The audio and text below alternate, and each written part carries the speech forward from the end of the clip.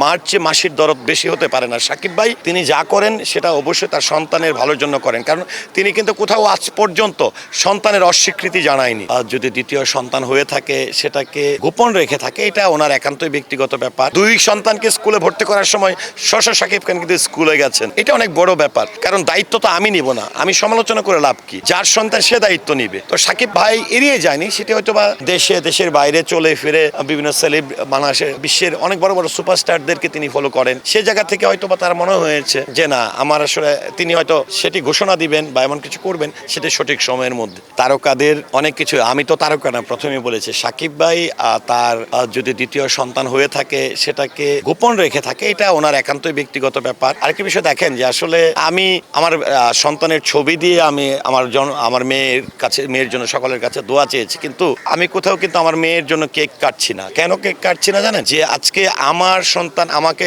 10 জন মানুষ বা কয়েকশো মানুষ ফলো করে, এর মধ্যে সবার সন্তানের জন্মদিন হলে কেক কাটার মতন সেই ক্ষমতা তাদের নেই। কিন্তু আমার কথা হচ্ছে যে আমি সবার মতন থাকি না, আমার সন্তানের জন্য সবার কাছে দোয়া চেয়েছি। সাকিব ভাইকে আমি নিজেও বুঝি না, কারণ নিজেকে অনেক পরিবর্তন করেছেন।